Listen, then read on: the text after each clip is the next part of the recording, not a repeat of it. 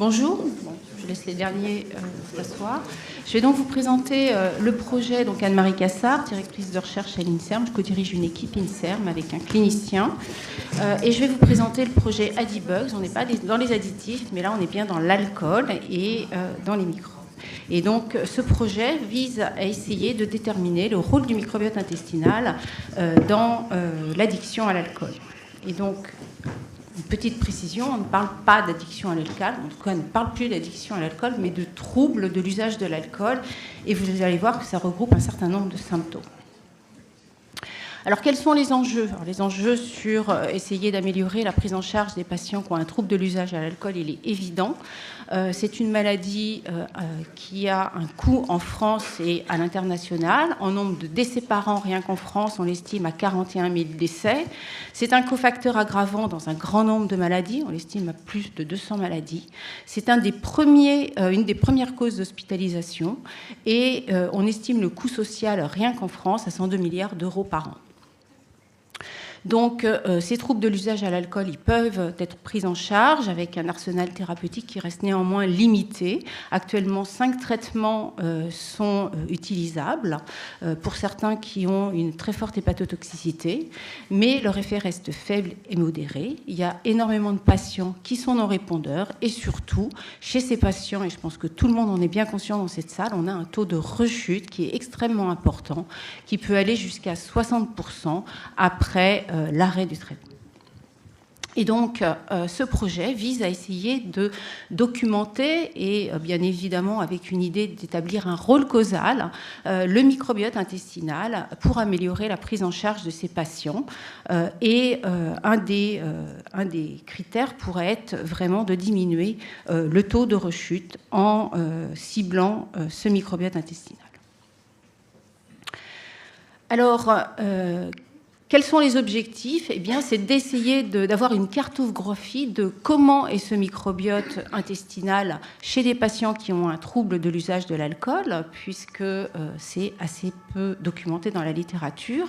Et pour ça, redécrire les symptômes, parce que finalement, cette maladie, il y a différents symptômes, différents degrés, et l'idée est de cartographier ce microbiote dans ces différents stades. Il y a d'abord une perte de contrôle de la consommation d'alcool, avec une augmentation de cette consommation au cours du temps, et puis un comportement compulsif qui va se développer et qui va se développer avec une consommation qui va se faire malgré les conséquences que ça va impliquer, par exemple la gueule de bois, le fait que le lendemain on ne va pas pouvoir aller travailler, et donc conscient de ces effets secondaires, on va quand même consommer.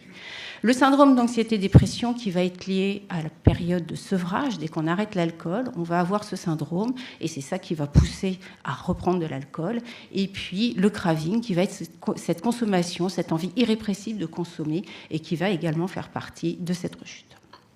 Et donc notre but, c'est de comprendre ce que fait le microbiote dans ces différents symptômes. Donc le projet EVAS, vous l'imaginez bien. Est-ce qu'il y a des bactéries identifiables ? Bien plus probablement des consortiums, s'il y a des métabolites qui peuvent être associés à différents de ces symptômes, et bien évidemment d'aller vers les mécanismes moléculaires, qu'ils soient neurologiques, comportementaux ou métabolomiques. Donc j'ai à peu près dit tout ce qu'on peut faire sur le microbiote.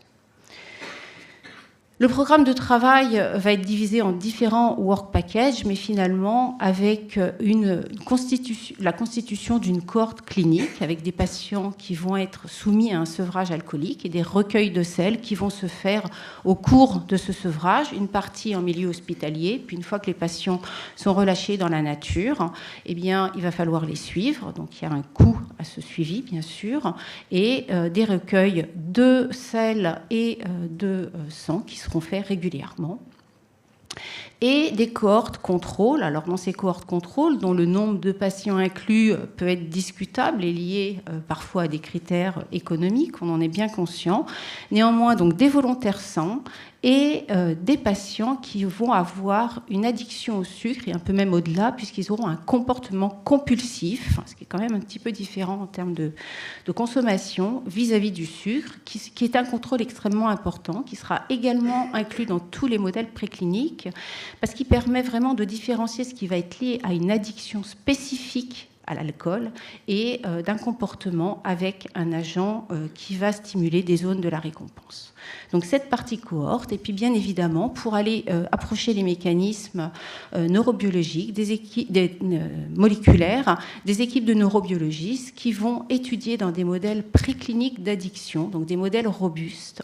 Chaque modèle va permettre d'approcher soit la perte de consommation d'alcool, soit la compulsion, soit le syndrome d'anxiété, soit la rechute. C'est des modèles qui peuvent être différents ou complémentaires, qui sont extrêmement chronophages et qui nécessitent un matériel spécifique, des chambres opérantes, de l'IRM pour petits animaux, et avec un axe où on étudiera particulièrement le rôle du nerf vague pour approcher le rôle de l'axe intestin-cerveau. Et tout ça s'appuiera bien évidemment sur des plateformes permettant de faire la omique, que ce soit la métagénomique ou la métabolomique non supervisée, et l'analyse de toutes ces données. Ce projet sera réalisé sur 5 ans avec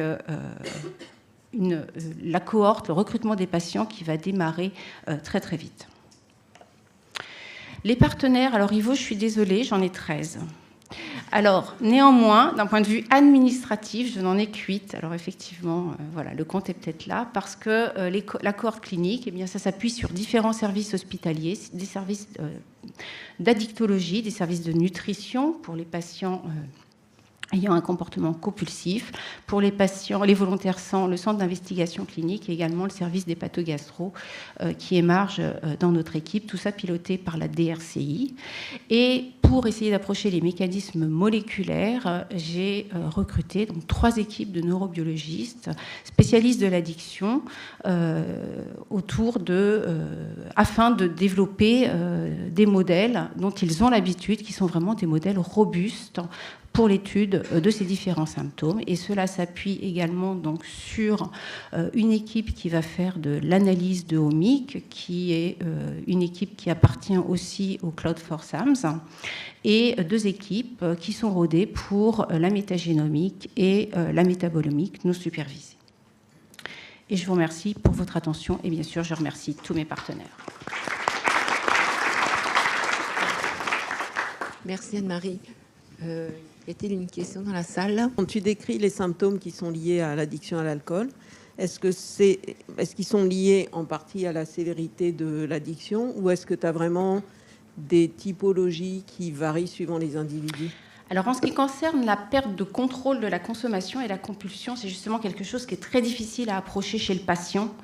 Et là, l'idée, c'est de recruter les patients les plus sévères, où effectivement, la notion de compulsion va être importante. En revanche, c'est quelque chose qu'on peut facilement dissocier dans les modèles rongeurs, puisqu'on peut, pour étudier la compulsion, on introduit une punition. Et donc, ce qui est moins vrai chez l'homme. Et donc là, on voit tout de suite les animaux qui sont compulsifs. Ils arrêtent de consommer avec la punition, alors que dans la période d'entraînement, ils étaient tout à fait capables de consommer. Donc, il y a des choses qu'on pourra peut-être mieux approcher dans les modèles de rongeurs qu'on ne peut le faire chez le patient. D'accord. Merci. Moi, j'étais intriguée par le parallèle entre les troubles de l'usage de l'alcool et la consommation de sucre. Parce que tous les symptômes ne sont pas complètement concordants, je pense. Non, alors en plus, quand on parle d'addiction au sucre, les gens disent ouais, ça n'existe pas l'addiction au sucre. Moi, je me dis addict au sucre. Et là, c'est pour ça que j'ai bien précisé que c'est des patients qui sont addicts au sucre, mais qui ont un comportement compulsif vis-à-vis du sucre. Et là, vous verrez que quand vous remplissez le questionnaire, vous n'êtes pas compulsif. Enfin, en tout cas, moi, je ne le suis pas. Et donc, on sait qu'il y a des voies métaboliques communes, par exemple dans la préférence à l'alcool et la préférence au sucre. On sait par exemple qu'il y a du FGF21 qui est produit par le foie, donc un organe qu'on étudiera d'ailleurs, qui va impacter ces préférences-là. Mais tout passe pas par là, et surtout, à un moment donné, pour ces deux récompenses, on va dire, on va stimuler des zones au niveau central qui peuvent être communes ou différentes. Et donc, l'idée, c'est vraiment d'avoir ce contrôle. Et c'est celui qui est utilisé par les gens qui font de l'addiction à l'alcool dans les modèles précliniques pour s'assurer que ce qu'ils voient est bien lié à l'alcool et non pas un mécanisme de récompense globale. Juste une dernière question. La cohorte de patients que vous êtes en train de constituer, c'est des personnes d'un certain âge ou c'est très variable? Alors non, l'inclusion se fait sur tous les âges. Donc, on a un critère d'inclusion qui est supérieur à 18 ans. Bon, après, on aura peut-être un biais au cours du temps, mais l'idée n'est pas là au départ. Ok. Merci beaucoup, Anne-Marie.